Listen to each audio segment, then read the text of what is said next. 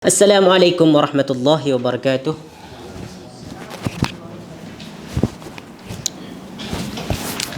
Innal hamdalillah nahmaduhu wa nasta'inuhu wa nastaghfiruh wa na'udzu billahi min shururi anfusina wa min sayyiati a'malina. Man yahdihillahu fala mudilla lahu wa man yudlilhu fala hadiya lahu. Ashhadu an la ilaha illallah wahdahu la syarika lahu. وأشهد أن محمدا عبده ورسوله لا نبي بعده اللهم صل وسلم على نبينا محمد وعلى آل محمد كما صليت على إبراهيم وعلى آل إبراهيم إنك حميد مجيد وبارك على محمد وعلى آل محمد كما باركت على إبراهيم وعلى آل إبراهيم إنك حميد مجيد اللهم لا سهل إلا ما جعلته سهلا وأنت تجعل الحزن إذا شئت سهلا رب اشرح لي صدري ويسر لي أمري واحلل عقدة من لساني يفقه قولي ربنا لا علم لنا إلا ما علمتنا إنك أنت العليم الحكيم. Jamaah Yayasan Taklim yang dimuliakan oleh Allah Subhanahu wa taala, alhamdulillah pada malam ini kita masih lagi diberikan kenikmatan yang begitu luar biasa, iaitu nikmat sehat, nikmat masa, sehingga dengan nikmat tersebut kita dapat menghadiri dan menyertai kelas tauhid setiap Jumaat, ya, dan ini merupakan kurniaan Allah Subhanahu wa taala kepada kita. Baik, insya-Allah kita akan sambung pengajian kita pada malam ini, iaitu tauhid berkaitan dengan qadar, ya kan? Bab yang ke-60. Okey, muka surat 247 bab yang ke-60. Mereka yang mengingkari qadar. Ini berkaitan dengan qadar lah. Berkaitan dengan qada dan qadar. Okey. Tuan-tuan yang dimuliakan oleh Allah Subhanahu wa taala, sebagaimana yang sudah kita ketahui bersama, bahwasanya beriman kepada qada dan qadar ini merupakan salah satu rukun iman yang ke-6, bahkan ini merupakan rukun iman yang terakhir, kan? Betul, ya? Beriman kepada qadar dan qada Allah Subhanahu wa taala. Oleh kerana itu tidak disebut orang yang beriman apabila dia tidak mengimani qadar, ketetapan Allah Subhanahu wa taala, tidak mengimani takdir Allah Subhanahu wa taala, tidak mengimani qada ataupun ketetapan Allah Subhanahu wa taala. Ini dia tidak sebut sebagai orang yang beriman. Syaratnya seseorang disebut orang yang beriman tu mesti mengamalkan rukun iman yang 6 tu. Apabila miss ataupun hilang ataupun dia tidak mengimani salah satu daripada 6 rukun iman tadi, maka dia tidak disebut sebagai orang yang beriman. Maka dalam bab ini Syekh Muhammad Ibn Abdul Wahhab rahimahullahu ta'ala, beliau meletakkan satu tajuk yang sangat penting bagi kita, ya, bagi kita mengingat bahwasanya qada dan qadar ini ialah ketetapan Allah Subhanahu wa taala. Semua yang berlaku, yang terjadi di muka bumi ini, di dunia ini, di langit dan di bumi, ini merupakan ketetapan dan ketentuan Allah Subhanahu wa taala. Tidak ada campur tangan daripada makhluknya, manusia, jin, malaikat, tidak ada campur tangan di dalamnya. Semua datang daripada Allah Subhanahu wa taala dan wajib kita mengimaninya. Kalau kita tengok kembali kepada hadis, ya, yang diriwayatkan oleh Imam Bukhari, ketika malaikat Jibril bertanya kepada baginda Nabi sallallahu alaihi wasallam, ya, berkaitan dengan iman. Okey. Kat sini disebut wasahha an Rasulillah sallallahu alaihi wasallam annahu qala fi hadis Umar lamma sa'alahu Jibrilu anil iman. Ditetapkan dalam satu hadis yang dibawakan ataupun diriwayatkan oleh Umar radhiyallahu taala anhu, ketika Jibril alaihi salam bertanya kepada baginda Nabi tentang iman. Maka apa jawaban baginda Nabi? An tu'mina billah wa malaikatihi wa kutubihi wa rusulihi wal yaumil akhir wa tu'minu bil qadri khairihi wa syarrihi. Iman itu ialah kamu beriman kepada Allah, beriman kepada malaikat, beriman kepada kitab-kitab langit, iaitu Al-Quran, Zabur, Injil, Taurat, wa rusulahu, dan para utusannya. Bukan hanya baginda Nabi sallallahu alaihi wasallam, tetapi semua nabi, semua rasul, wal yaumil akhir, dan hari kiamat. Wa tu'minu bil qadri khairihi wa syarrihi. Kemudian yang keenam, kau mesti beriman kepada qadar, iaitu qada dan qadar.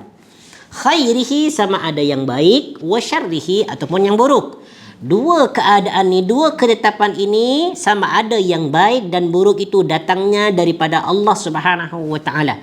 Jadi Allah berkehendak untuk menetapkan sesuatu yang baik bagi makhluk.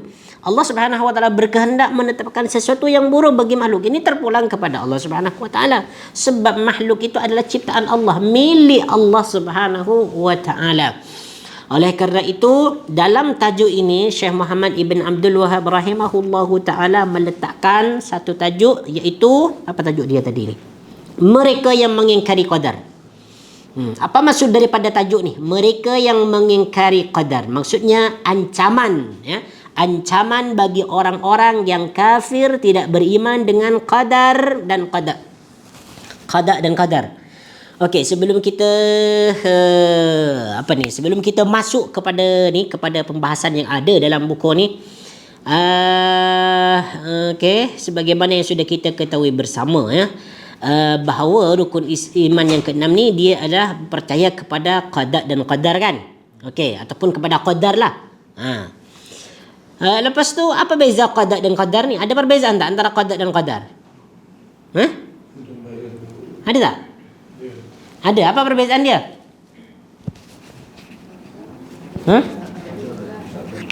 Ya, ketetapan semua qada dan qadar. Ada perbezaan secara spesifik antara qadar dan qadar. Cuba cari di Google. Nak jauh cari di Google. Qada dan qadar. Okey, baik. Tak perlu cari di Google lah. Ada nak jawab je. Lama nak baca. Dengarkan je. Okey, baik. Ataupun nanti kalau nak perdalam, boleh cari di Google selepas kelas nantilah. Okey, baik. Kata ulama ni sebetulnya dia ada perbincangan antara ulama lah. Kata ulama, ada sebagian yang mengatakan qada dan qadar itu sama saja.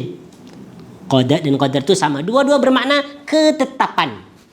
Qada dan qadar ni dua-dua ketetapan. Jadi kalau disebut qadar, itu adalah qada. Kalau disebut qada, itu adalah qadar. Itu. Ada juga ulama yang menyatakan bahawasanya qada dan qadar ni dia berbeza. Kalau qada ni ketetapan Allah Subhanahu wa taala sebelum diciptakannya dunia. Jadi sebelum diciptakannya dunia ni, langit dan bumi, Allah dah menetapkan sesuatu. Bila terjadinya hari kiamat, bila akan berlaku musibah di tempat ini, bila seseorang itu akan sampai kepada ajalnya, ni disebut sebagai qada.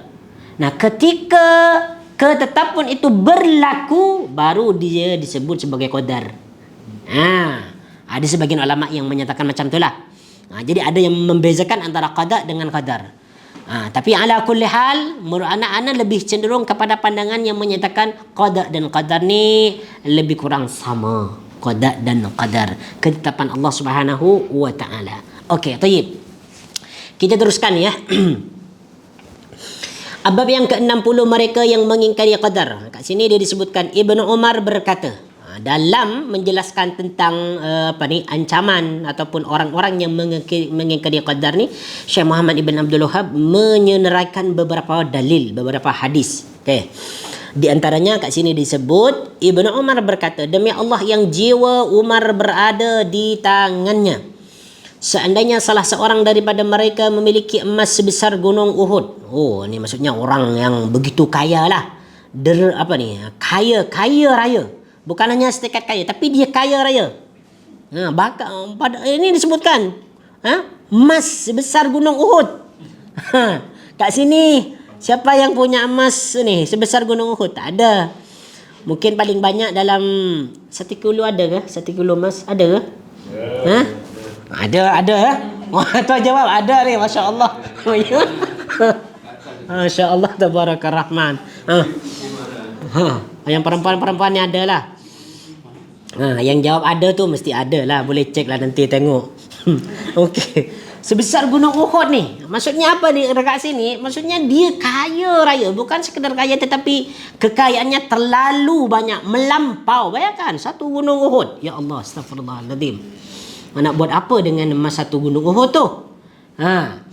Lalu dia infakkan di jalan Allah. Dia semua infakkan kekayaan tu. Tidak akan diterima oleh Allah sebelum ia beriman kepada qadar. Bermaksudnya apa? Qadar itu mesti diimani, mesti dipercayai sebelum dia melakukan amalan wajib, sebelum dia melakukan amalan soleh. Jadi kena ada iman dulu, iman kepada qadar. Ya, iman kepada qadar. Kalau dia tidak beriman kepada ketetapan, seperti contoh, datang kepada dia musibah. Ya. Bencana atau contoh salah satu contoh bencana itu ialah rumah dia runtuh ataupun rumah dia terbakar. Ya, rumah dia terbakar. Lepas tu dia sebut, ini bukan kehendak Allah, tetapi ini adalah kehendak syaitan. Ini adalah ketetapan syaitan, ketetapan jin. Ataupun dia sebut, ini adalah bukan datang daripada Allah Subhanahu wa taala, tetapi ini datang daripada kamu. Kamu yang menentukan rumah ini terbakar. Ini termasuk ingkar kepada ketetapan Allah Subhanahu wa taala. Ingkar kepada qada dan qadar Allah Subhanahu wa taala. Tu kena hati-hati juga ni, ya. Kemudian Ibnu Umar mensitir. Kejap, mensitir. Dekat buku mensitir ke?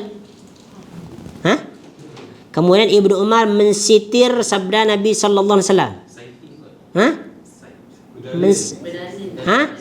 Berdalil. Menyebutkan. Kat buku ana ni mensitir, pun tak faham mensitir ni apa. Mungkin ini typo kot. Okey, mensitir ataupun dia menyebut sabda Nabi sallallahu alaihi wasallam. Al-imanu an tu'mina. Tadi dah dibaca ni kan? Tadi dah baca ni, dah hadis riwayat Muslim. Al-imanu an tu'mina billahi wa malaikatihi wa kutubihi wa rusulihi wal yawmil akhir wa tu'mina bil qadri khairihi wa syarrihi. Hendaklah anda beriman kepada Allah, malaikat-malaikatnya, kitab-kitabnya, rasul-rasulnya, hari akhir, dan beriman kepada qadar dan kepada qadar yang baik dan buruk. InsyaAllah dah semua ni faham lah tentang rukun iman ni. Tak perlu jelak, tak perlu panjang lebar. Kita teruskan je. Ini kalau kita panjang lebar ni lama nak tamat ni. Kan? Tak apa, nak terus baca aja. Diriwayatkan bahawa Ubadah bin Samit berkata kepada anaknya, "Hai anakku, sungguh kamu tidak akan merasakan nikmatnya iman sebelum kamu meyakini bahawa apa yang telah ditakdirkan mengenai dirimu pasti tidak akan meleset." Faham meleset? Meleset tu lari lah. Luput. Yes. Tidak akan luput. Jadi apa yang ditakdirkan kepada kita, sudah ditetapkan kepada kita jam sekian, pukul sekian, pada minit sekian, pada saat demikian, itu akan berlaku kepada kita. Tidak akan pernah lari, tidak akan pernah meleset, tidak akan pernah luput daripada kita.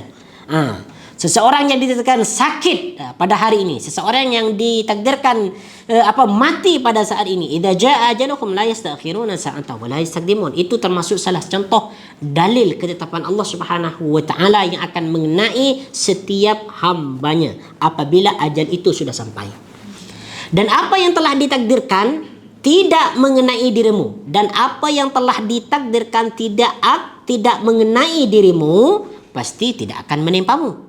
Kalau Allah tidak berkehendak untuk mentakdirkan sesuatu, untuk menetapkan sesuatu, pasti itu tidak akan berlaku bagi seseorang. Jadi maksudnya semua yang ada di bumi ini, perbuatan kita, pergerakan kita, semua dengan takdir Allah Subhanahu wa taala. Itu dia. Aku telah mendengar baginda Nabi sallallahu alaihi wasallam bersabda, "Inna awwala ma khalaqallahu al-qalam, faqala lahu uktub, faqala rabbi wa madha aktub? Qala uktub maqadiru kulli shay'in hatta taqum as-sa'ah." Yang bermaksud, sesungguhnya pertama-tama yang diciptakan oleh Allah adalah qalam, iaitu pena. Ini dalam satu hadis lah. Dalam hadis yang lain ada yang dinyatakan yang pertama kali dicipta ialah apa? Arsy. Dalam hadis yang lain. Dalam hadis ini dia disebutkan yang Allah Subhanahu wa taala cipta pertama kali ia adalah al-qalam. Apa fungsinya, tujuannya Allah Subhanahu wa taala menciptakan al-qalam pertama kali? Iaitu untuk apa? Apa dia? Mencatat, menulis takdir, ketetapan yang akan berlaku di dunia ini. Bahkan dalam hadis yang lain pun, itu pun ada disebutkan dalam hadis yang lain ni. baginda Nabi sallallahu alaihi wasallam bersabda, Ini dalam hadis sahih Muslim ya, hadis yang kedua 653. Okey. Allah Subhanahu baginda Nabi SAW sebut kataballahu maqadiral khalaiqi qabla an yakhluqas samawati wal arda bi 50 alf sanatin qala wa arshuhu 'alal ma'. Yang bermaksud Allah telah menulis takdir-takdir, ketetapan-ketetapan yang akan berlaku kepada semua makhluk. Kematian, rezeki, bencana, hujan, ya, hujan, terbitnya matahari, adanya angin, adanya musibah, ya, telah diciptakan oleh Allah, telah ditakdirkan oleh Allah Subhanahu, telah dicatat. Qabla an yakhluqas samawati wal ardi bi 50 alf sanatin, jauh-jauh lagi 50.000 tahun sebelum menciptakan langit dan bumi. Oh, dah jauh ni, dah dulu lagi dah. Apa akan yang berlaku, yang akan berlaku bagi kita ni dah diciptalah dulu lagi sebelum menciptakan langit dan bumi. 50.000 tahun. Allahu akbar, tabarakallah. Qala, lalu baginda Nabi bersabda, wa arshuhu 'alal ma', dan arsh Allah, singgah sana Allah. Tengok ni. Singgah sana Allah, kerajaan Allah, tempat Allah Subhanahu wa taala yang paling mulia, 'alal ma'i, berada di atas air. Berada di atas air. Kalau kita tengok hadis ni wa arshuhu 'alal ma' ni, kalau kita menggunakan akal fikiran kita, dia macam tidak logik ya. Kalau kita semata-mata semata-mata kita berpatokan ataupun kita hanya fokus kepada akal kita, takkan arsy itu berada di atas air. Air yang dimaksud di sini ada di atas kerusi Allah kan. Yang kita faham biasanya air ni ada di mana? Di lautan kan, di sungai kan, di atas bumi, di atas tanah kan. Tapi yang dimaksud arsy 'alal ma' ni, arsy Allah, singgah sana Allah ada di atas air tu, air yang ada di atas langit. Ini maksudnya apa? Singgah sana Allah Subhanahu wa taala begitu luar biasa, begitu mulia, begitu tinggi, begitu agung. Ada di atas air yang tidak jatuh ke bumi. Itu maksudnya. Sangat agung sekali. Kita wajib mempercayainya. Wajib mempercayainya. Okey, tayyib. Itu dia. Ya, tentang kejadian ataupun ketetapan yang akan berlaku kepada makhluk ni 50.000 tahun sebelum diciptakan langit dan bumi sudah tertulis, dicatat dan disimpan di mana? Lauhil Mahfuz. Lauhil Mahfuz. Semua dah catatlah. Okey. Lepas tu kat sini pen berkata kepada baginda Nabi, pena ni, kolam ni berkata, menjawab. Sebab makhluk ni semua berada berada di bawah kekuasaan Allah Subhanahu wa taala. Semua benda-benda boleh bercakap kepada Allah Subhanahu wa taala. Kalau kita boleh mendengar cakap manusia je kan? Yang kita faham adalah cakap manusia. Kalau dah kambing, lembu dah bercakap, kita dah tak faham dah. Kan? Sebab ilmu kita terbatas. Kita hanya diberikan ilmu untuk memahami bahasa sesama manusia. Untuk memahami bahasa hewan, tak ada kemampuan. Melainkan seorang Nabi yang diberikan mukjizat. Siapa? Nabi Sulaiman. Dia boleh faham cakap semut kan? Semut. Dia boleh cakap. Jadi kalau di sini ada yang ada yang mengaku dirinya boleh faham cakap hewan, cakap binatang, cakap jin, itu adalah bomoh. Itu adalah dukun ya. Saya faham bahasa dia. Tak ada. Bohong. Okey. Jadi pen ni masya-Allah, pen pun tunduk kepada Allah. Dia terus bercakap. Sebab yang mencipta pena tu adalah Allah Subhanahu wa taala. Kata pen tu, "Rabbi wa madza aktub?" Wahai Tuanku, apa yang aku nak tulis ni? Qala, maka Allah Subhanahu wa taala berfirman, "Uktub maqadira kulli syai'in hatta taquma as-sa'ah." Tulislah tulislah setiap takdir Allah. Setiap ketetapan Allah bagi segala sesuatu sampai pada hari kiamat. Jadi semua perkara yang akan berlaku disuruh tulis. Apa perkara yang berlaku? Banyak. Kulla syai', kat sini disebut kulla syai'in, bukan syai'in. Kulla syai'in, segala sesuatu. Apa segala sesuatu ni isinya? Semua yang berlaku di dunia, semua makhluk, kejadian makhluk. Ditulis semua. Ini kekuasaan Allah Subhanahu wa taala. Jadi mungkin tebal lah catatan amal. Wallahu ta'ala, tebal dia macam mana. Sebab kalau kita disuruh menghitung tentang kejadian-kejadian yang ada di bumi ni, sangat terbatas. Sedikit yang boleh kita ni, yang boleh kita sebutkan. Yang berlaku dalam kelas kita ni, kita sedang menulis, mendengarkan, bergerak. Lepas tu ada yang melihat, ada yang mencatat, ada yang menguap, ada yang mengantuk, bahkan ada yang tidur. Itu pun sudah ditakdirkan, ditulis dah. Bahawa ini akan datang Yayasan Taklim, dia belajar dengan giat, dia mendengarkan, dia menulis. Dicatat secara detail. Itu dia. Okey, lepas tu kita sambung kat sini. Hai anakku, aku pun telah mendengar baginda Nabi sallallahu alaihi wasallam bersabda, man mata ala ghairi hada falaysa minni. Sesiapa yang meninggal tidak dalam keyakinan ini, maksudnya dia tidak beriman kepada takdir, qada dan qadar Allah, maka dia tidak termasuk umatku. Kalau dia dah tidak diakui sebagai umat Nabi, lepas tu umat siapa? Umat siapa? Umat syaitan lah. Umat syaitan. Ya. Maka dia akan dikumpulkan dengan orang-orang kafir, dengan orang-orang musyrikin. Kalau tidak diakui oleh sebagai umat Nabi. Dalam satu riwayat Imam Ahmad disebutkan, inna awwala ma khalaqallahu ta'ala al-qalam faqala lahu uktub fajara fi tilka sa'ati bima huwa kainun ila yaumil qiyamah. Sesungguhnya pertama-tama yang diciptakan Allah Ta'ala adalah qalam, iaitu pena untuk mencatat amalan, untuk mencatat takdir dan qada. Lalu Allah berfirman kepadanya, tulislah. Maka ditulislah pada saat itu apa yang terjadi sampai hari kiamat. Jadi untuk menulis takdir itu sebetulnya dalam waktu yang sekejap. Okey, baik.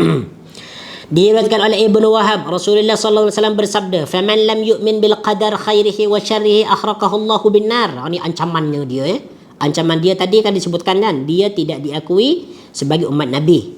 Okey, yang kedua, sesiapa yang tidak beriman dengan qadar, baik dan buruknya, Allah pasti akan membakarnya dengan api neraka. Wal iyadu billahi ta'ala.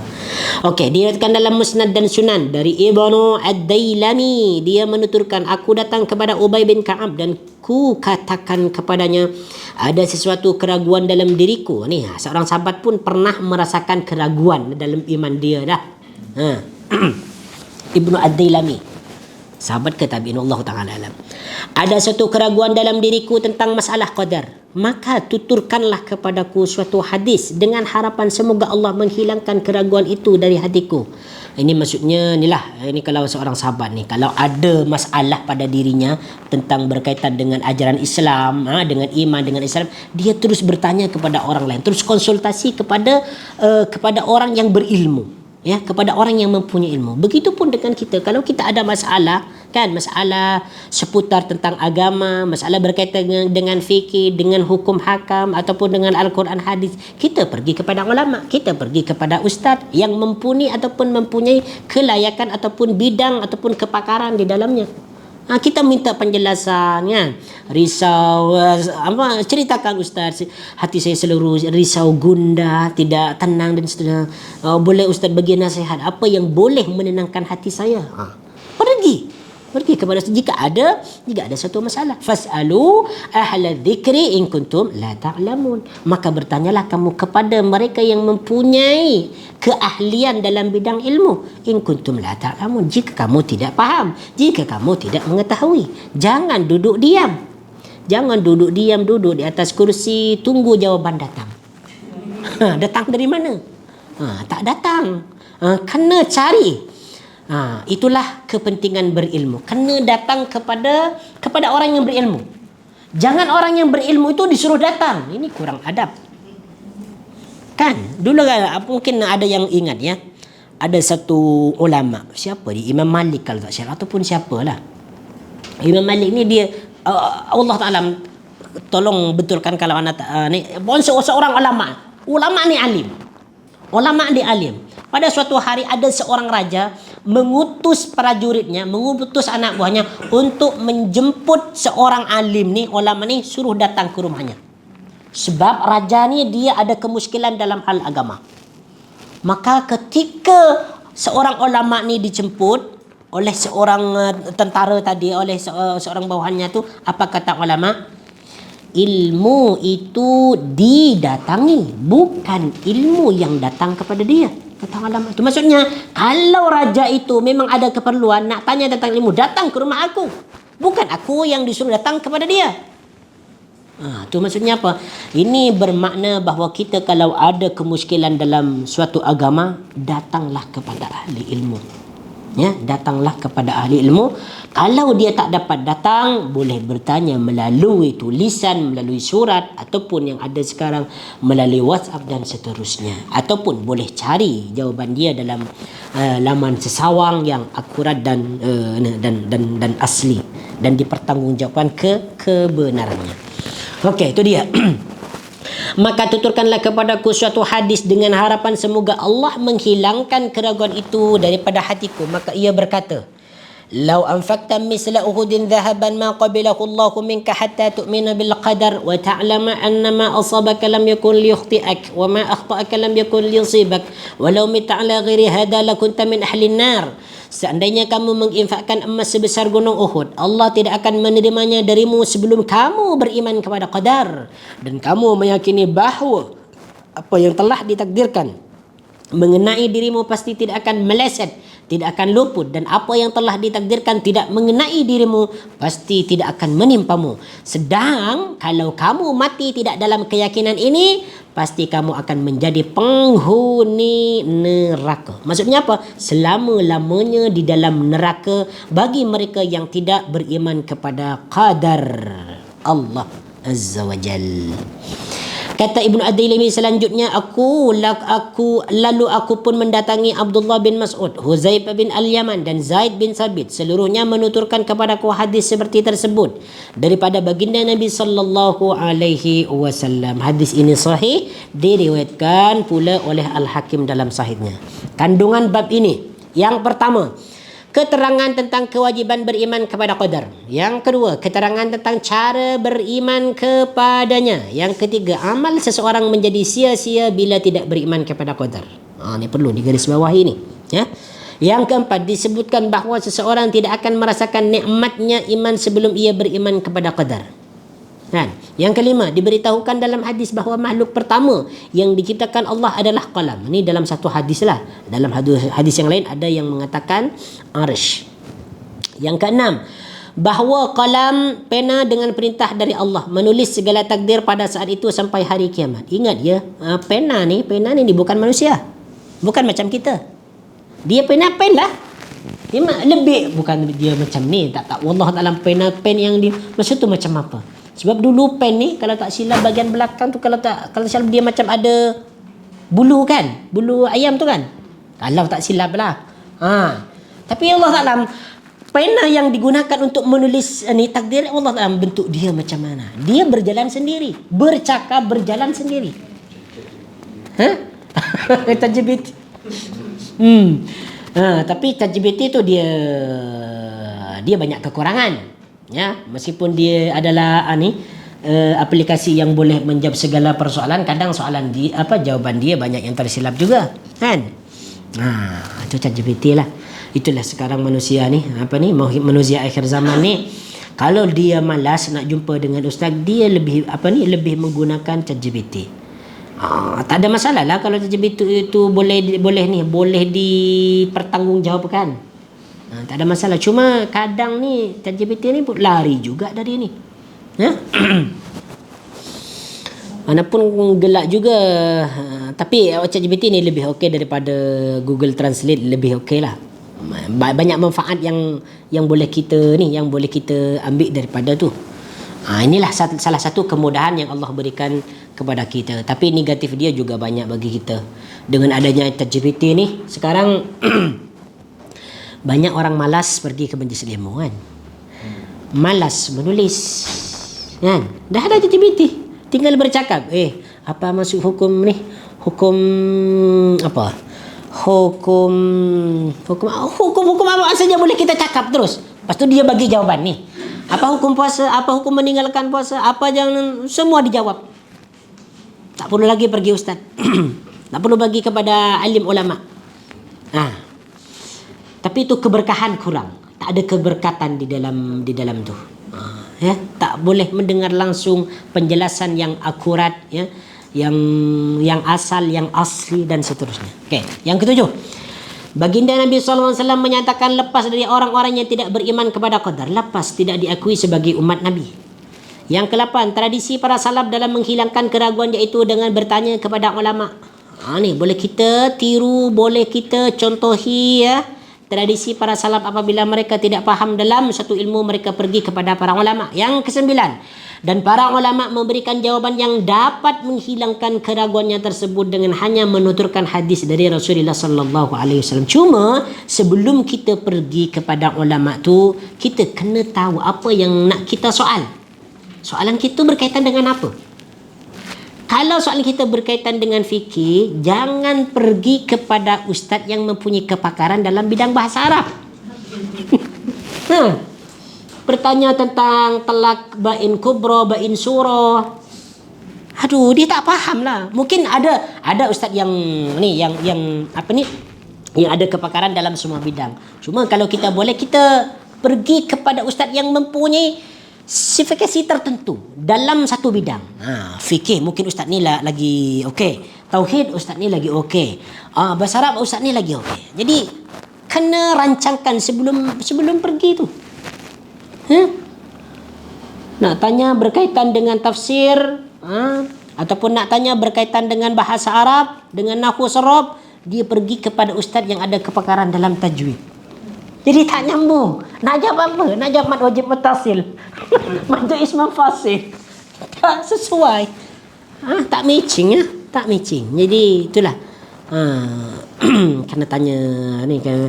Tapi berkaitan dengan bab akidah, insya-Allah, dengan hukum Islam ni, bolehlah kita pergi ke mana-mana ustaz, insya-Allah mereka boleh jawab. Tapi kalau kepakaran khusus tu, pertanyaan yang mendalam, soalan yang mendalam berkaitan dengan akidah tu, kena pergi kepada seorang ahli ilmu yang mempunyai kepakaran khusus dalam bidang itulah. Okey, kita teruskan kepada bab yang ke-61. Macam tadi yang disebutkan, kalau boleh kita buat daurah pada malam ni. Sekarang pukul berapa? Oh, masih 8.17, masih lama lagi. Baik.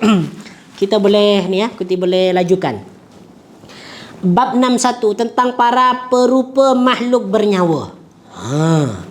Ini sebetulnya panjang ni kalau anda bahas tentang ni. Ini lebih kurang daripada melukis, menggambar makhluk yang bernyawa. Ya, para perupa ni maksudnya musawir,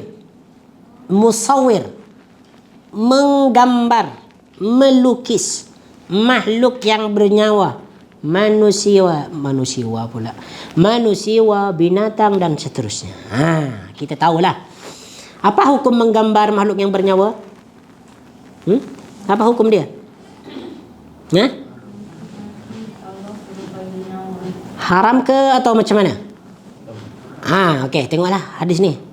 Anda tak perlu bagi hadis yang lain. Tengok dalam buku ni.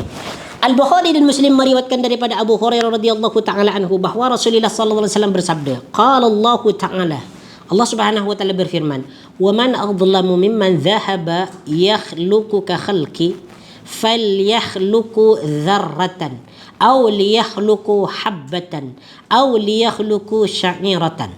Yang bermaksud, dan tiada yang bertindak lebih zalim daripada orang-orang yang bermaksud mencipta seperti ciptaanku.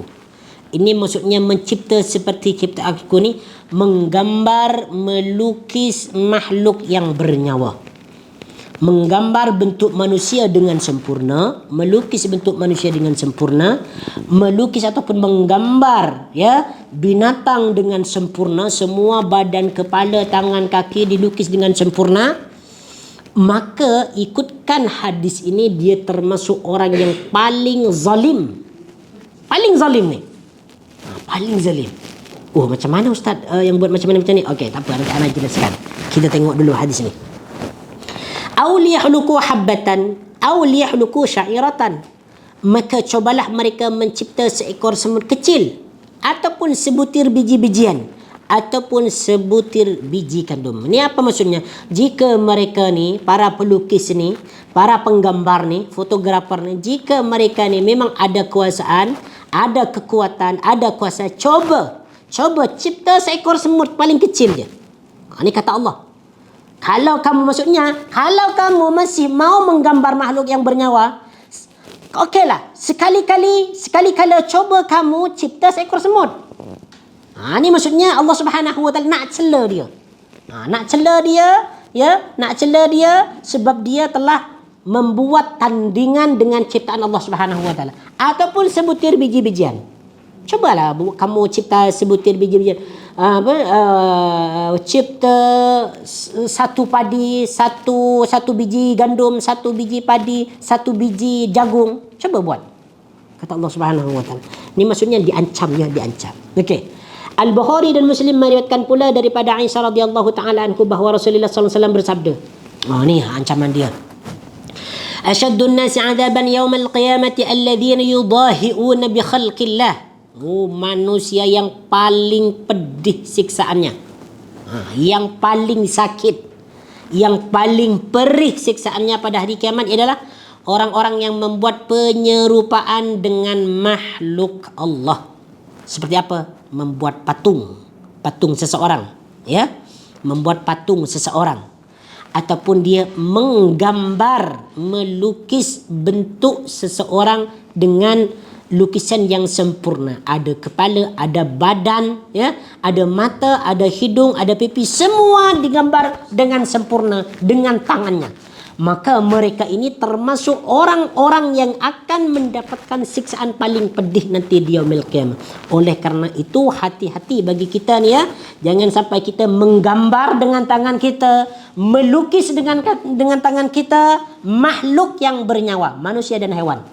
Tapi kalau kita nak gambar pokok, yang terpenting dia bukan makhluk bernyawa, bukan manusia, bukan haiwan, boleh, tak ada masalah. Selain daripada manusia, selain daripada haiwan, diharuskan, boleh menggambarnya, tak ada masalah. Ini kalau melukis sekarang ni yang paling baru robot. Robot. Okey. Robot dia macam mana robot ni? Robot ni dia memang wajah dia persis ke, mirip ke seperti manusia? Perempuan dengan lelaki. Dia boleh bercakap sendiri, boleh berbuat sendiri. Wallahu ta'ala a'lam. Lebih daripada lukisan lagi. Lukisan tak ada nyawa. Yang robot ni dia boleh bergerak tu. Dia bercakap tu. Boleh bercakap, lepas tu dia ada ni kan. Okey, macam mana kita mengatasi benda-benda yang seperti itu? Baik, kalau kita ikutkan pada hadis dan kita lebih teliti, lebih berhati-hati, lebih baik bagi kita tinggalkan. Jangan buat macam tu. Jangan melukis. Sebab ini termasuk menanding. Seseorang yang buat robot itu sebetulnya dia ingin mencipta manusia sebetulnya. Cuma kerana dia tak ada kuasa untuk membuat roh, membuat nyawa, maka mereka buat robot kan. Tu dia sebetulnya macam tu. Kalau ada modify, pergi restoran dia hantar makanan. Dia hantar makanan. Ya, makanlah makanan tu. Itu bukan dosa kita, dosa mereka. Sebab kebiasaan yang buat robot ni bukan orang Islam kan? Yang anak-anak dia diajar untuk buat robot. Okey, jadi macam ni. Kalau robot itu wajah dia, kepala dia, bentuk badan dia memang menyerupai manusia secara 100%, maka ini tergolong kepada asyaddun nas ni. Tergolong dalam ancaman hadis ni. Kalau dia hanya mencipta sekedar robot macam dia berbentuk apa ni ya? Berbentuk meja ataupun berbentuk haiwan yang tidak ni lah, yang tidak persis, tak samalah. Dia macam ada sengit-sengit, ada macam kotak-kotak. Itu tak ada masalah yang tu. Tapi yang dimaksud ialah mencipta bentuk rupa seperti manusia. Itu lebih kurang sama dengan patung lah, dengan berhala. Lebih kurang sama.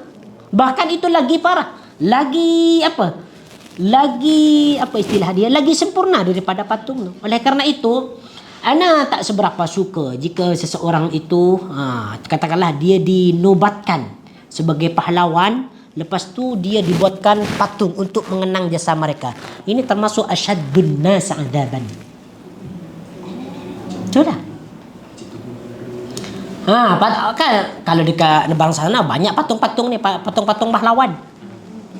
Patung-patung pahlawan banyak dekat sana. Kalau dekat sini anda tak pasti. Ada. Itu termasuk berhala. Sekarang belum disembah lagi kan? Belum disembah lagi. Sebab sekarang masih lagi orang ni faham tentang ilmu agama kan? Tetapi pada akhirnya akan datang orang-orang bodoh selepas kita. Mereka jauh daripada agama.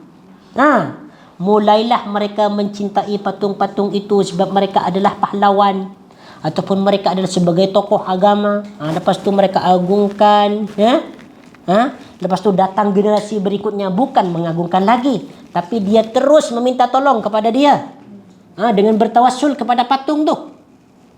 Lepas tu datang generasi kemudian bukan dia minta tawassul lagi kepada patung tu, dia terus sembah. Wahai patung, wahai dan seterusnya. Ini pun dilarang, sangat dilarang. Wal yadu billahi ta'ala. Jadi kalau kita pergi ke sebuah tempat ataupun sebuah restoran lah yang di dalamnya terdapat robot yang berbentuk manusia utuh sempurna, kita jangan pergi. Jangan pula kita ada ketertarikan untuk tengok, ambil gambar dan seterusnya. Inilah kita orang-orang Islam ni. Banyak yang tak faham benda ni. Anda pun kadang merasa macam mana ya, bukan aneh sebetulnya. Adakah mereka ni tak ada ilmu ke ataupun memang sengaja? Banyak orang-orang Islam di kalangan kita ni pergi ke tempat-tempat wisata yang di dalamnya ada patung-patung. Banyak kan? Dekat sini ada kan? Ada banyak kat sana tu. Kan ada. Banyak orang Islam yang ya Allah dia selfie. Dia selfie dengan patung tu. Lepas tu dia share di medsos. Ya Allah macam mana dia boleh ni? Boleh ambil gambar dengan patung. Padahal itu adalah tandingan-tandingan yang dibuat oleh orang kafir untuk menandingi Allah Subhanahu wa taala, patung. Ini tak boleh. Ya. Okey. Yang pernah buat macam ni segera bertaubat kepada Allah Subhanahu wa taala dan segera hapus foto tu, hapus gambar tu. Jangan disebarkan. Pun dia berbangga-bangga, oh saya ada di Batu Kif. Oh, Astaghfirullahaladzim, la haula wala quwwata illa billah. Ya Allah, kena kita jauhi benda tu. Macam mana kalau Allah Subhanahu wa taala murka? Ya, murka ketika kita berada di tempat tu. Lepas tu tempat itu ditenggelamkan, kita ikut tenggelam. Waliyadu billahi ta'ala. Okey, kita teruskan. Al-Bukhari dan Muslim meriwayatkan pula daripada Ibnu Abbas radhiyallahu taala anhuma bahawa ia berkata, aku mendengar baginda Nabi sallallahu alaihi wasallam bersabda, kullu musawwirin finnar. Wah, ini lagi spesifik nih hadis nih. Kullu musawwirin finnar, setiap perupa, setiap orang yang menggambar rupa, berada di dalam neraka. Yuj'alu lahu bi kulli suratin sawwaraha nafsun yu'adzabu biha fi jahannam. Untuknya setiap rupa yang dibuatnya akan diberi nyawa guna menyiksa dirinya dalam neraka jahanam. Siapa yang pernah menggambar seseorang di dunia, menggambar haiwan, menggambar manusia, maka nanti gambar itu akan dihidupkan oleh Allah Subhanahu wa taala untuk menyiksa orang yang bergambar. Untuk menyiksa orang yang melukis ataupun yang menggambar tu. Ya. Kan kita di hospital kan dia ada yang dia punya patung yang dia gambarkan organ semua yang tu sama juga ke untuk pelajaran ni. Okey, yang organ tu. Kan dia buat manusia tangan, kaki semua tu kan. Okey. Kira dia ada pengecualian ke macam mana? Okey, baik. Berkaitan ni sebetulnya ada ikhtilaf di antara ulama lah. Jadi sebetulnya pada hukum asal dia membentuk ukuran manusia ni, timsal, berhala-berhala, maksudnya berhala-berhala tu adalah bentuk manusia kan yang yang dibuat daripada tanah ataupun batu ataupun benda yang lain, dan itu juga disebut berhala. Apabila ada sesuatu keperluan ni, wallahu taala ada juga yang membolehkan, tapi ala kulli hal pada hukum asal dia tidak boleh. Ini termasuk juga kepada jenis patung tu. Tapi ada sebagian yang membolehkan kerana tujuan bukan untuk mencipta patung sebetulnya, tetapi dia mencipta sesuatu sebagai untuk belajar, sarana untuk belajar dan mengajar. Okey, baik. Kita tengok dalam hadis ini. Kullu musawwirin finnar, setiap perupa ataupun penggambar, fotografer, berada dalam neraka. Fotografer ni lah, orang yang menggambar ni lah. Yuj'alu lahu bi kulli suratin sawwaraha nafsun yu'adzabu. Okey, dah dibaca tadi. Ana baca lagi pula. Lama nak habis ni, dibaca ulang-ulang. Al-Bukhari dan Muslim pun meriwayatkan daripada Ibnu Abbas radhiyallahu taala anhuma hadis marfu. Man sawwara suratan fid dunya kullifa an yanfukha fiha ar-ruha wa laysa binafihin. Sesiapa yang membuat rupa, ya, yang menggambar di dunia, menggambar suatu gambar ataupun melukis suatu lukisan, maksudnya gambarnya makhluk yang bernyawa ni, ya, secara utuh, sempurna, kepala ada semua, anggota badan semua ada, maka akan dibebani pada hari kiamat untuk meniupkan roh ke dalam gambar tersebut, ya, namun dia tidak akan dapat meniupkannya. Disuruh tiup. Kata Allah Subhanahu wa taala, tiup sekarang, tiupkan roh kepada gambar yang kau gambar dulu di dunia. Akan dipaksakan nanti. Ini salah satu siksaan kepada mereka lah. Okey, saya baca dulu. Kalau ada soalan boleh tanya nanti, ya. Sebab berkaitan dengan menggambar ni, dia penjelasan dia agak luas, ya, agak luas. Kita kena perincikan. Imam Muslim meriwayatkan daripada Abu Hayyaj, ia menuturkan, Ali berkata kepadaku, ala ab'asuka ala ma ba'athani alaihi Rasulullah sallallahu alaihi wasallam, alla tad'a suratan illa tamastaka wala qabran musyrifan illa sawaitahu. Maukah kamu aku utus untuk sesuatu tugas sebagaimana Rasulullah sallallahu alaihi wasallam telah mengutusku untuk tugas tersebut, iaitu janganlah kamu biarkan ada sesebuah gambar tanpa kamu musnahkan. Maksudnya, kalau kamu dapatkan gambar manusia, gambar makhluk yang bernyawa, segera musnahkan. Dan janganlah kamu biarkan ada sebuah kuburan yang menonjol tanpa kamu ratakan. Kalau ada kuburan tinggi-tinggi, bahkan dibuatkan seperti masjid, segera robohkan, binasakan, hancurkan. Kandungan bab ini ancaman berat terhadap perupa makhluk bernyawa. Perupa makhluk ni maksudnya penggambar lah, penggambar makhluk yang bernyawa. Nah, sekarang soalannya, macam mana hukum menggambar menggunakan kamera ni? Ini kan, semua dalam handphone ni isi gambar kita. Semua ada, semua mesti ada semua. Gambar kita ada kat sini semua. So macam mana gambar tu? Itu pun termasuk gambar kan? Kalau dalam bahasa Arab dia disebut suratun. Suratun, gambar. Yang disebut dalam hadis ini suratun juga, gambar. Bahkan itu lagi terang, lagi cantik kan, daripada lukisan. So macam mana hukum ni?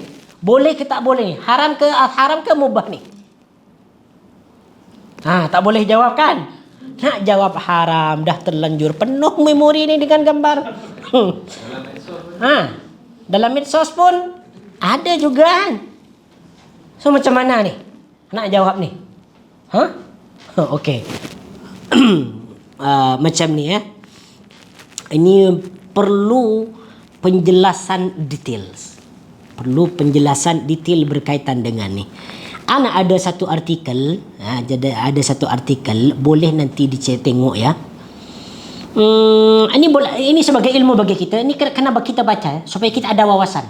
Meskipun nanti ada ulama yang membenarkan, membolehkan, kita mesti tahu juga tentang pandangan ulama yang mengharamkan. Kena tahu juga. Jangan kita hanya membaca pandangan ulama yang membolehkan. Sebab kita nak sesuaikan dengan ni kan, dengan keadaan kita. Bukan macam tu. Okey. Boleh tengok dalam artikel muslim.or.id, ya. .or.id, iaitu kupas tuntas hukum gambar makhluk bernyawa bagian 1 dan bagian 2. Kupas tuntas hukum gambar makhluk bernyawa. Kupas tuntas hukum gambar makhluk bernyawa bagian 1, BEG 1, bab 1, bagian 1. Ini tuan-tuan, puan-puan yang dirahmati Allah Subhanahu wa taala, penting untuk dibaca, ya. Ana akan jelaskan sedikit saja. Selebihnya nanti boleh dibaca di rumah. Sebab ini adalah ilmu bagi kita lah. Supaya kita tahu tentang hukum gambar tu macam mana sebetulnya. Sama ada gambar yang sama ada gambar yang dihasilkan dengan tangan ataupun gambar yang dihasilkan dengan alat fotografi dengan kamera. Okey, ana akan bacakan sebahagian saja dekat sini. Ana memang sengaja tak baca dari segi dari artikel yang asal. Artikel yang asal berbentuk bahasa Arab. Ana teruskan ini terjemahan lah. Jadi dekat sini dia disebut bagaimana dengan hukum fotografi. Kat sini disebut di zaman moden gambar banyak dihasilkan melalui kamera foto. Para ulama kontemporer pun membahas hukum menggunakan kamera foto. Secara garis besar, pembahasan para ulama dibagi menjadi dua bahagian. Okey, yang pertama, apakah membuat gambar dengan kamera foto termasuk taswir? Yang disebutkan dalam hadis tu, taswir, menggambar. Okey. Dalam masalah ini ada perbezaan pandangan di antara ulama dalam dua pendapat. Pendapat yang pertama, membuat gambar ataupun mengambil gambar dengan kamera termasuk taswir dan hukumnya haram. Ini pandangan yang pertama. Anda baca dulu ya. Jangan dengarkan ini terus pergi. Nah, kita takut salah faham. Terus balik. Oh, ni saya sudah dapat. Terus balik. Dengarkan dulu. Jadi pandangan yang pertama, menggambar makhluk yang bernyawa sama ada dengan tangan ataupun dengan alat itu hukumnya haram. Ini pandangan yang pertama. Ini ilmu bagi kita ya. Mereka berdalil dengan keumuman dalil-dalil yang melarang taswir dan memandang bahawa memfoto dengan kamera itu termasuk membuat surah walaupun dengan bantuan alat. Salah satu ulama yang mengharamkan ialah Syekh Abdul Aziz bin Baz. Inilah. Memang kadang ada salah seorang asatid kita, memang ada sebagian yang tidak mau diambil gambarnya. Memang ada. Memang ada. Okey, sebab mereka mengambil pandangan ni. Kata beliau, at-taswiru la yajuz la bil yadi wala bi ghairi yad. At-taswiru kulluhu munkar. Wa Rasul sallallahu alaihi wasallam la'ana al-musawwirin. Okey, bermaksud taswir, menggambar tidak dibolehkan. Sama ada dengan tangan, ya, menggunakan pen ataupun menggunakan apa tu? Brush ya. Yes. Okey, ataupun dengan alat selain tangan. Itu dengan kamera. Taswir, menggambar, semuanya adalah mungkar. Ni kata beliau lah, fatwa beliau lah, fatwa Syekh bin Baz. Boleh kita ambil dan boleh kita dan boleh kita tolak. Okey. Dan Rasul sallallahu alaihi wasallam melaknat tukang gambar. Ini pandangan yang sangat berhati-hati. Menggambar sama ada dengan tangan ataupun alat kamera. InsyaAllah menurut ana sendiri ini yang lagi selamat. Kan? Sebab dia ingin menghindari daripada sebarang bentuk menggambar. Sama ada dengan tangan ataupun kamera. InsyaAllah lagi selamat. Okey. Syekh Abdul Rahman bin Nasir Al-Balagh juga menjelaskan. Ana bacakan terjemahan dia. Jawaban untuk alasan pertama iaitu bahawa menggambar dengan kamera bukan taswir kerana itu bukan perbuatan mukallaf, maka kita jawab bahawa ini kurang tepat. Kerana ini tetap disebut taswir secara bahasa maupun secara adat. Kerana dalam bahasa Arab, kamera disebut alat taswir. Kan? Pun kalau kita melukis dengan itu pun disebut alat taswir, alat menggambar kan? Penggunanya disebut al-musawwir. Sama ada yang melukis dengan tangan ataupun menggambar dengan handphone ataupun kamera, itu yang menggambar disebut fotografer, musawwir. Perbuatannya disebut taswir. Amalan dia ketika menggambar tu disebut taswir, menggambar. Hasilnya disebut as-surah. Hasilnya disebut gambar. Sama gambar, sama ada yang dihasilkan dengan tangan ataupun dengan alat, hasilnya adalah gambar. Dan perbuatan ini termasuk perbuatan mukallaf namun dengan perantara alat. Sebab yang mencipta alat itu adalah manusia kan? Sama aja sebetulnya. Yang mencipta alat kamera, yang mencipta alat lukis, itu sama aja sebetulnya alat. Sehingga tetap disebut perbuatan mukallaf, namun dengan menggunakan perantara alat moden bernama kamera. Di antara yang menunjukkan bahawa ini adalah perbuatan mukallaf adalah kerana dia memiliki hukum syar'i. Terkadang hukumnya mubah dan terkadang hukumnya haram sebagaimana telah dijelaskan. Sumber dia boleh tengok dalam darar.net. Okey, sekarang kita pergi kepada pandangan yang kedua. Ini pandangan yang kita nantikan. Aduh. Anapun kalau mengambil pandangan yang pertama ni macam bukan tak bersetuju. Cuma kita ambil pandangan yang lebih yang lebih luas lagi lah. Bukan lebih sesuai dengan nafsu kita, bukan ya. Sebab ni ada dalil juga. Tengok di pendapat kedua ni. Membuat gambar ataupun menggambar dengan kamera tidak termasuk taswir. Ni kata pandangan yang kedua. Ni kata ulama lah. Ini tidak termasuk taswir yang disebut dalam hadis lah. Hukum asalnya mubah. Boleh, tak ada masalah. Ini pandangan yang kedua. Mereka berargumen, mereka beralasan, berdalil bahawa mengambil gambar dengan kamera bukanlah menggambar. Kerana gambar yang terjadi bukan hasil buatan orang yang mengambil gambar. Kan? Mengangguk semua ni. Betul? Betul. Okey.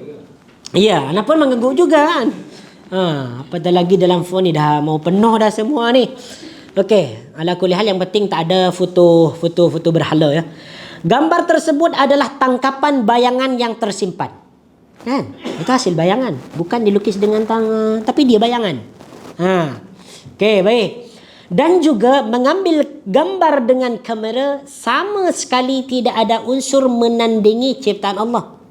Memang ketika kita ambil gambar dengan handphone tu, kita bukan ingin menandingi ciptaan Allah kan? Bukan. Nak gambar, nak buat kenang-kenangan, memori je kan, tazkirah je kan? Apatah lagi kalau ada keperluan. Nak buat pasport kan? Nak buat IC kan? Kena gambar juga. Kalau tak gambar, mana boleh? Itulah. Macam lembut ni cara menjelaskannya. Okey, dan juga mengambil kerana gambar yang dihasilkan sama sebagaimana adanya, sebagaimana Allah Subhanahu wa taala ciptakan. Bahkan hasil gambar yang dihasilkan oleh kamera tu persis sama dengan yang ada dalam realita tu, tidak ada pengurangan, tidak ada kelebihan kan. Tapi kalau kita lukis dengan tangan, dia tak persis sama, bukan 100% sama. Ditambah-tambah, mungkin yang hidung dia agak pesek, dia mancungkan dan seterusnya. Ini contoh kan. Contoh dan seterusnya. Tengok ni. Salah satu ya ulama yang berpandangan kebolehan ini ialah Syekh Dr. Khalid Al-Muslih hafizahullah taala. Kata beliau, ana baca terjemahannya. Pendapat yang kuat dalam pandanganku bahawa mengambil gambar dengan kamera tidaklah termasuk dalam larangan yang ada dalam nas-nas yang mengharamkan taswir. Kerana tidak ada unsur menandingi ciptaan Allah. Karena tujuan dari mengambil gambar dengan kamera adalah mengambil gambar ciptaan Allah Ta'ala. Tidak ada unsur pengeditan daripada manusia. Tapi sekarang ada. Nah kan, boleh bersuara pula, kulit yang hitam boleh jadi cerah pula. Wajah yang kurang cantik boleh ada filter, boleh yang kan. Kalau kita tengok TikTok tu ya, Masya Allah, yang cewek cantik-cantik, yang cowok ganteng-ganteng semua, wajahnya Masya Allah dia putih halus semua, bibirnya cantik Masya Allah. Ustaz ni tengok, bukan tengok kan. Dia terlintas sana pun. Jadi kalau bandingkan dengan yang asal, tak sama. Okey, jadi kata beliau ni, maka ini sama seperti gambar yang ada di cermin atau yang ada di air ketika melihatnya. Kita bercermin boleh kan, tengok gambar tu, sama je. Okey, pandangan Syekh Muhammad bin Saleh Al-Utsaimin. Saya bacakan ya, supaya kita faham lah, kita ada ilmu lah. Seputar hukum membuat gambar fotografi, telah aku sebutkan tentang masalah ini, bahawa membuat gambar instan langsung jadi dengan alat fotografi fotografi yang gambarnya langsung jadi, langsung siap dan keluar tanpa ada pengeditan, saya memandang ini tidak termasuk taswir yang dilarang oleh baginda Nabi sallallahu alaihi wasallam. Ini kata Syekh Muhammad bin Saleh Al-Utsaimin. Jadi bolehlah. Beliau termasuk ulama yang pakar, yang apa ni, yang yang pakar dalam semua bidang fikih dan hadis. Itu dia. Lepas tu beliau sebut, jika tujuan dari fotografi ini mubah, maka perbuatan fotografi itu mubah disebabkan karena mubahnya tujuannya. Namun jika tujuannya haram, maka perbuatan fotografinya pun menjadi haram. Namun haramnya bukan karena ia termasuk taswir, melainkan karena ada unsur keharaman di dalamnya. Okey, kat sini disebut, namun ulama yang membolehkan foto kamera mereka memberikan syarat-syarat di antaranya. Yang pertama, yang membolehkan foto kamera ni, tidak ada pengeditan pada gambar makhluk yang dihasilkan dari kamera foto. Kalau dah ambil dah ambil foto sendiri, wajah tu dah macam buram, macam hitam, biarkan je lah, jangan diedit. Dia tak edit automatik kan? Automatik boleh ni ya, boleh, masya-Allah, boleh filter. Boleh terang boleh. Ya Allah. Ini tak boleh. Ini sudah mengubah ciptaan Allah Subhanahu wa taala. Jadi risau juga yang guna iPhone 16 17 ni ya. Tengok setting, kembalikan kepada asalnya, jangan kembalikan pada asalnya. Ya Allah. Okey, yang kedua, tidak ada unsur keharaman ataupun sarana kepada yang haram. Seperti memfoto wanita yang bukan mahram, memfoto aurat yang seharusnya, ini kita dah tahulah. Okey, jadi macam ni. Jadi so kita ambil pandangan yang mana? Pandangan yang pertama ke ataupun yang kedua? Semua ambil yang kedua dah. Semua mesti sepakat yang kedua. Cuma macam ni.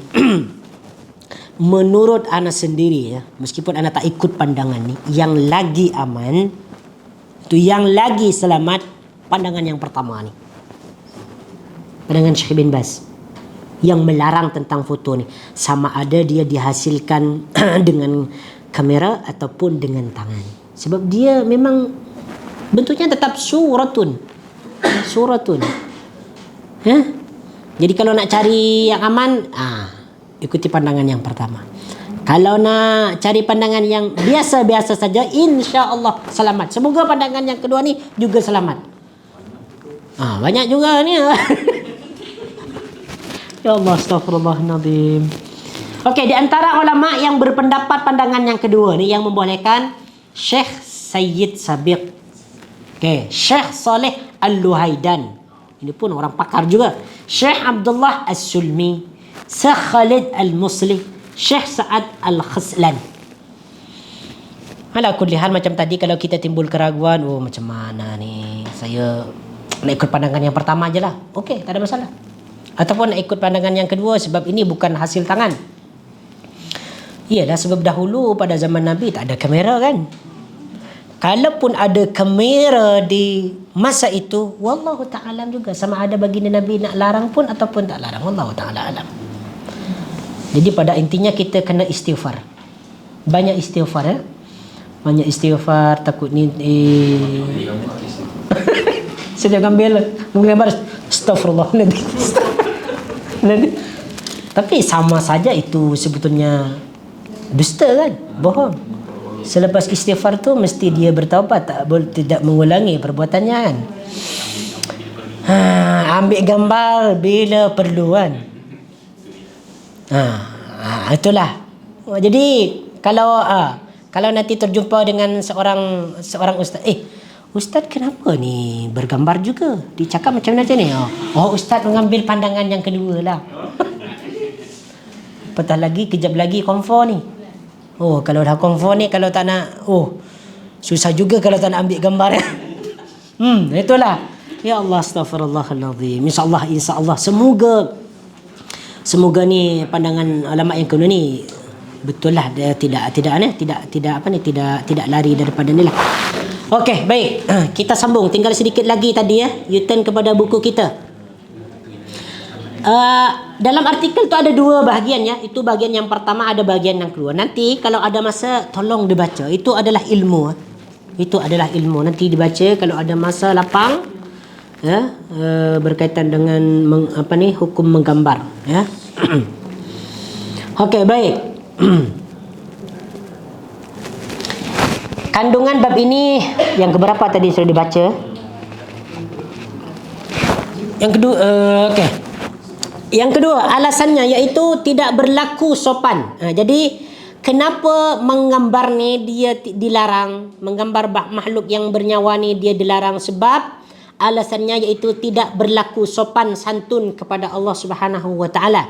Sebagaimana firman Allah, dan tiada yang bertindak lebih zalim daripada orang-orang yang bermaksud mencipta seperti ciptaanku. Yang ketiga firman-Nya, maka cobalah mereka mencipta seekor semut kecil ataupun sebutir biji-bijian ataupun sebutir biji gandum, menunjukkan kekuasaan Allah dan kelemahan manusia. Ya, betul. Yang keempat, ditegaskan dalam hadis bahawa para perupa ataupun pelukis penggambar adalah manusia yang paling pedih siksaannya. Yang kelima, Allah akan menciptakan roh untuk setiap rupa yang dibuat guna menyiksa rupa tersebut dalam neraka Jahannam. Cuma macam tu ya, Ana ada tambahan dari Ana. Kalau nak foto, cukup simpan di dalam handphone dia. Jangan cetak kalau boleh. Jangan cetak. Jangan cetak, apatah lagi dipasang di dekat dinding. Jangan. Ya itu jangan yang tu. Kalau memang bukan kalau boleh, jangan. Sebab itu termasuk surah. Kalau ada dipajang, diletakkan di dinding tu, malaikat tak masuk ke dalam rumah tu. La yadkhulul malaikata baitan fiki al-kalbu wal apa tu? Allah tidak malaikat tidak akan masuk dalam rumah yang mana di dalam rumah itu ada gambar yang bernyawa, itu gambar manusia dan gambar binatang. Tak masuk. Kalau ada foto-foto tu nanti segera turunkan dan simpan. Itu lagi baik. Nah, kalau rumah kita tidak dimasuki malaikat, lepas tu siapa yang masuk dengan ke rumah tu? Malaikat mau. Syaitan lah yang masuk kan. Ini senang, kita nak ambil kesimpulan dari hadis tu. Kalaulah rumah kita yang ada gambar itu tidak dapat dimasuki malaikat, malaikat tak mau masuk ke dalamnya, bermakna yang masuk ke dalam rumah itu adalah syaitan. Lawannya. Yang lawannya. Yes, yang lawannya. Kita nak selamat rumah kita kan dari gangguan jin dan syaitan kan. Kalau dulu Allah yarham Ustaz Rasul, kalau sebelum dia ruqyah orang dia suruh turunkannya. Itu memang. Itu termasuk tempat penghuni syaitan. Jadi syaitan itu akan menghiasi gambar-gambar itu supaya orang yang melihat tu merasa takjub. Kalau dah merasa takjub dengan gambar itu, maka dia akan mengurangkan kecintaan dia kepada Allah Subhanahu wa taala. Dia kagum dengan gambar tu. Apatah lagi ni catat. Apatah lagi ni yang mesti kita jauhi. Meletak gambar-gambar syekh ataupun habib. Ni yang lagi kita hindari. Di Shopee banyak dijual. Iya, banyak dijual. Ya Allah, astagfirullah. Kawan-kawan ana tu, ya Allah, banyak yang buat benda macam ni. Itu hari kat mana ya ana? Kawan-kawan ana yang bekerja dekat sini tu, dia di rumah tu, di dalam bukan di dalam bilik, di luar tu dia letak semua gambar habis sekian gambar kiai semua diletak, tasbih gambar apa semua diletak. Macam museum. Apa tujuan dia meletak? Ada yang faham tak? Berkat. Yes, minta berkat. Yes, sama. Ini adalah tangkap jimat. Azimat yang berbentuk foto, terbuat dari foto. Apa tujuan dia? Meminta berkat. Meminta supaya dipalingkan ataupun diselamatkan daripada bahaya. Daripada bahaya, dari pengejaran polis, daripada ini. Iya, benda macam ni. Anda faham benda ni? Astaghfirullahaladzim, la haula wala quwwata illa billahil aliyyil azim. Padahal foto-foto mereka ni, Habib-habib, tok kiai, tok ustaz yang dipajang tu, yang ditekan di dinding, ini belum tentu wali Allah Subhanahu wa taala. Sebab ketika mereka hidup ni, kebanyakannya mereka ni buat azimat, buat benda-benda khurafat, mengaku cucu keturunan Nabi sallallahu alaihi wasallam, padahal dia pun ketika berdakwah tidak pernah terkeluar daripada lisannya hadis qala Allah qala Rasul. Yang keluar malah buat zimat, baca ini akan dapat ini, baca 1000 kali, baca ayat kursi 20 kali, tidak mengambil tidak bernafas dapat mendatangkan rizki dan seterusnya. Itulah. Iya, ada satu amalan apa dia? Wala ya'udhuhu hifdhuhuma wa huwal aliyyul azim tu. Kata kawan anak yang baca perkataan tu, wala ya'udhuhu hifdhuhuma wa huwal aliyyul azim, kalau dibaca 20 kali kata tu tanpa bernafas, rizkinya akan dimurahkan. Bila anak baca tu, kalau tak silap minggu lepas anak yang baca ni. Ini katanya kononnya ijazah daripada seorang kiai. Dari seorang wala yauduhu hibduma wala yauduhu hibduma wala yauduhu. Tak boleh, tak kuat. Sengsara nanti tu. Hujung-hujungnya dia bukan dapat rezeki. Dia dapat apa? Sesak nafas. Dia dapat penat. Itulah tak faham dengan benda ni. Tak logik. Sesuatu yang mudah dibaca, dia persudi. Nak datangkan rezeki, cukuplah berdoa kepada Allah. Allahumma kfini bihalalika an haramika wa rini bifadlika man siwak. Kenapa baca ayat tu secara berulang-ulang tanpa mengambil nafas? Ini benda-benda yang pelik bagi kita, kena jauhilah. Jadi jangan sampai kita menggantungkan gambar-gambar macam ni lah. Tak boleh. Ya. Patung apa?